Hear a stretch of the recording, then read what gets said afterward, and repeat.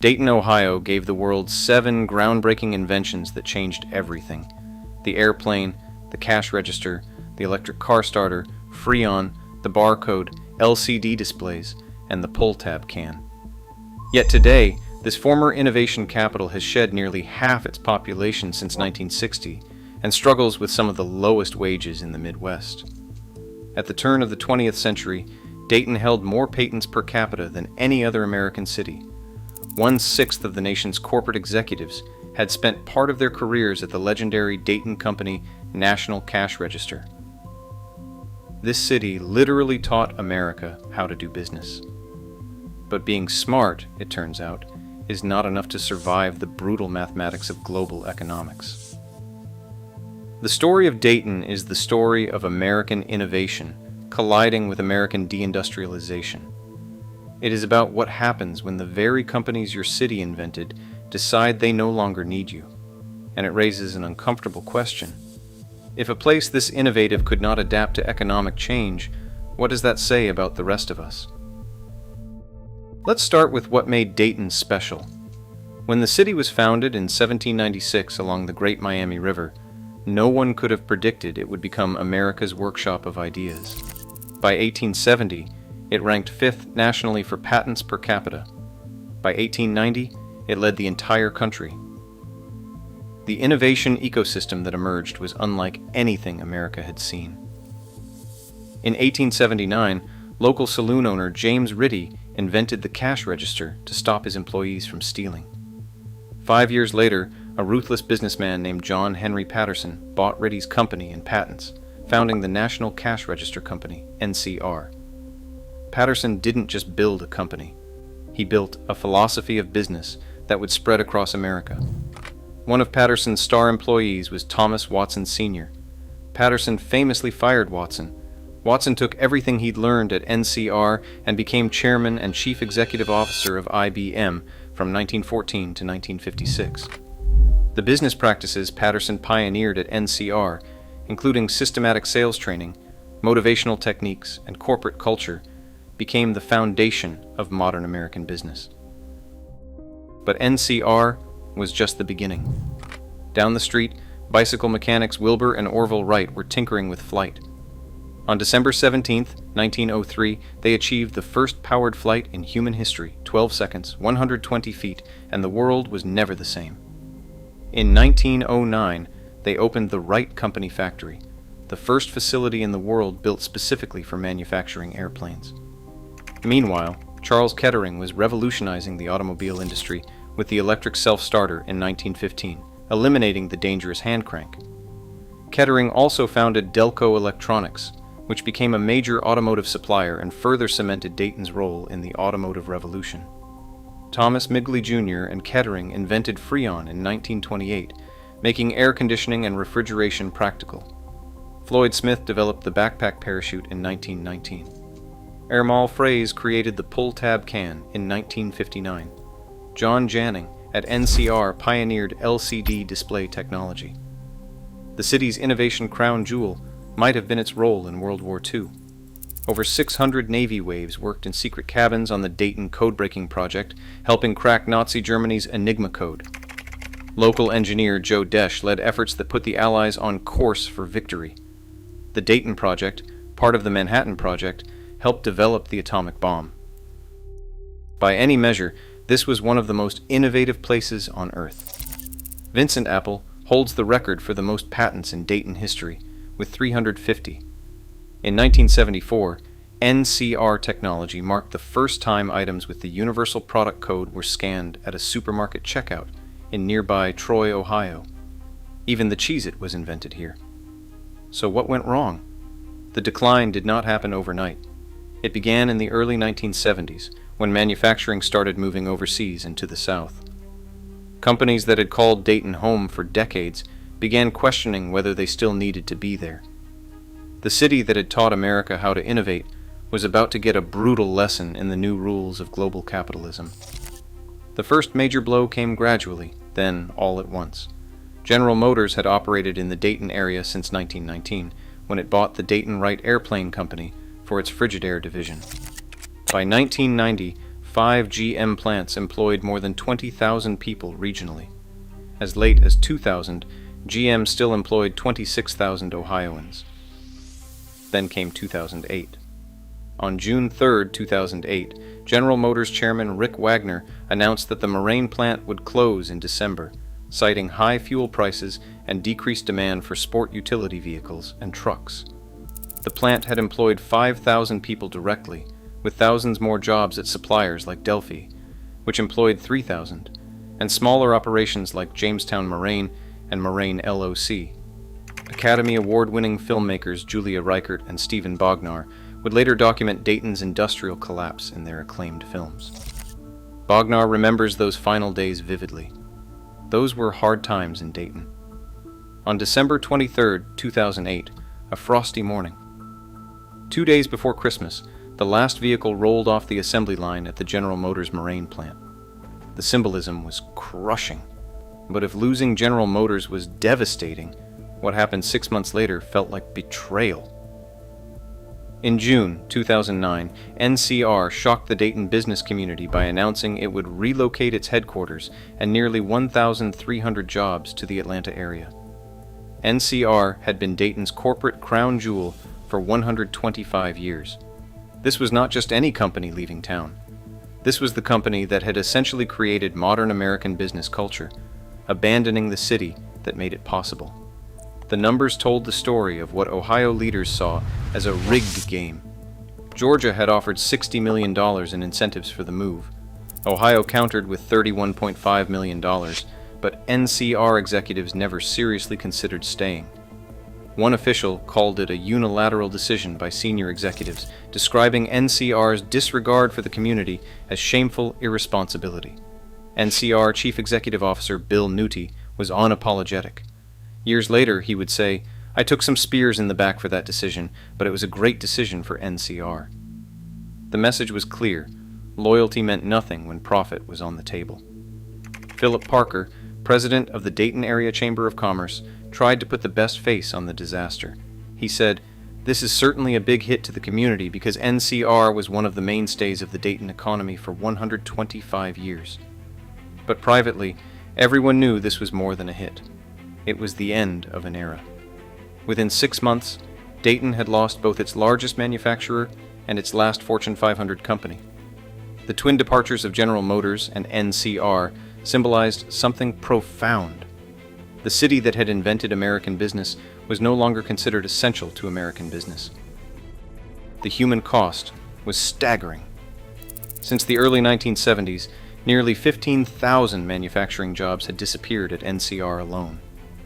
Manufacturing jobs in the Miami Valley dropped 51.2% from 2000 to 2010. Dayton saw a 26.7% reduction in the number of employed people between 1999 and 2024. More devastating than the job losses was what those jobs were replaced with when they were replaced at all. At GM, workers had earned $29 per hour with full benefits. The service jobs that emerged in the aftermath paid a fraction of that amount. The population hemorrhage was equally brutal. Dayton's population peaked at 262,332 in 1960. By 2020, it had fallen to 137,644, a decline of nearly half. Since 2000 alone, the city had lost 29,667 residents, a 17.96% drop. By 2013, Dayton had the third greatest percentage population loss in Ohio since the 1980s, behind only Cleveland and Youngstown. The economic indicators painted an even grimmer picture. Since 2000, both Dayton and Montgomery County had seen steep declines in median household income when adjusted for inflation, roughly $9,000 for each. The poverty rate stood at 26.93%. This was no longer the innovative powerhouse that had led America in patents per capita. This was a struggling Rust Belt city fighting for survival. The social consequences were predictable and heartbreaking. The economic collapse created conditions for Dayton to become the epicenter of America's opioid crisis. In 2017, Montgomery County recorded 566 opioid overdose deaths, one of the highest rates in the country. Socioeconomic problems and pessimism about life improvement were key factors. Researchers noted that when a high-output manufacturing city's economy dies quickly, beginning in the early 1970s and leading to high unemployment, it creates a fertile environment for increased drug abuse. Then something unexpected happened. In 2014, a Chinese company called Fuyao Glass Industry Group purchased the abandoned General Motors plant. The symbolism was almost too perfect, a Chinese company moving into the shell of American manufacturing. Fuyao began operations in late 2015, eventually employing over 2,000 workers and investing $600 million in the facility. This should have been a success story. Jobs were returning to Dayton. The massive plant was humming with activity again. But the reality was more complicated. Reichert and Bognar were granted unprecedented access to document Fuyao's operations. Their resulting film, American Factory, would win the Academy Award for Best Documentary in 2020 and reveal uncomfortable truths about the new economy. The most striking revelation was about wages. Shawnee Rosser, who had worked at the old General Motors plant and now worked at Fuyao, laid out the mathematics of economic decline in stark terms. At General Motors, I was making $29 and some cents per hour. At Fuyao, I make $12.84 per hour. So that is less than half of what I used to make. This was not just one worker's experience. The starting wage at Fuyao was generally $12 to $14 per hour, about half what General Motors production jobs had paid. Workers found themselves working longer hours in more demanding conditions for dramatically less money. As Bognar described it, it is hard, it is hot, it is dangerous, and the expectations are very high. The cultural clash was equally revealing. Fuyao brought Chinese management practices to American workers, creating tensions that the documentary captured in excruciating detail. But the most telling moment came when Bognar reflected on access. It is strangely ironic that the American company that was based in our town would not allow us into the factory, but here comes this Chinese company who gives us amazingly open access. The irony was profound. The Chinese company was more transparent with the community than the American companies had ever been. Yet even this partial recovery came with its own existential questions. As one local official put it, "It is coming back, and it is coming back better than what it was before." But we had to accept the fact that there was not going to be another company open up and pay somebody $30 an hour to do manual labor. This was the new reality. Jobs might return, but the middle-class lifestyle those jobs had once provided was gone forever. But there's another part of Dayton's story that complicates the narrative of decline. Wright-Patterson Air Force Base, named for the very brothers who put Dayton on the innovation map, has quietly become the region's economic salvation. Much of this growth came through strategic decisions during base realignment and closure, or BRAC, processes that consolidated military operations at Wright-Patterson. In 2002, Wright-Patterson employed 19,000 people. Today, it employs 38,000. The largest workforce in the base's history and the largest single-site employer in Ohio. The base houses critical operations including the Air Force Research Laboratory and the Air Force Life Cycle Management Center. The economic impact is staggering, $19.4 billion in total economic activity for the region. Last year alone, the base generated $4.2 billion in direct economic impact. Jeff Hoagland, President and CEO of the Dayton Development Coalition, put it bluntly, "Our federal installations generate more than $16 billion in economic activity in our region, supporting more than 100,000 jobs. Wright-Patterson Air Force Base is the heart of our regional economy." The irony is almost too perfect. The Air Force Base, named for Dayton's most famous innovators, has become the thing keeping the region alive. While private industry fled, government investment doubled down. The Wright brothers' legacy lives on, but in a form they never could have imagined. This federal presence has also made Dayton an unexpected player on the world stage. In 1995, the Dayton Agreement, the peace accord that ended the conflict in Bosnia-Herzegovina, was negotiated at Wright-Patterson Air Force Base. A city known for inventing the airplane became the place where peace was literally manufactured. The opioid crisis offers another unexpected twist in Dayton's story. The same innovative spirit that once produced the cash register and the airplane has been turned toward addressing addiction. The Dayton-Montgomery County Public Health Department pioneered response strategies that cut overdose deaths from 566 in 2017 to 294 in 2018, nearly in half in just 1 year. This response has become a national model for addressing addiction. Once considered the epicenter of the opioid epidemic, Dayton is now studied by communities across America looking for solutions. The city's innovative DNA, it seems, survives in new forms. But the broader economic picture remains challenging. Manufacturing employment has continued to decline for most of the last 2.5 years. Professional and business services jobs have decreased year over year for 9 consecutive months. The Dayton economy added only 600 new jobs in June 2024, and the region's job growth in the first half of 2024 trailed behind most of Ohio's other urban areas. The fundamental question remains: what does it mean to be an innovation city in the 21st century? Dayton invented technologies that transformed the world, created business practices that defined modern capitalism, and produced innovations that touched every aspect of human life. Yet when the economic ground shifted, all that innovation could not save the city from the brutal realities of global competition. The lesson is not about innovation at all. It is about power. The companies that Dayton's innovators created eventually grew larger than the city that birthed them. When those companies decided they could get better deals elsewhere, Dayton's history became irrelevant. NCR's move to Atlanta was not about innovation or talent or business climate. It was about $60 million in incentives. GM's closure was not about productivity or quality. It was about global cost structures that made Moraine, Ohio, expendable.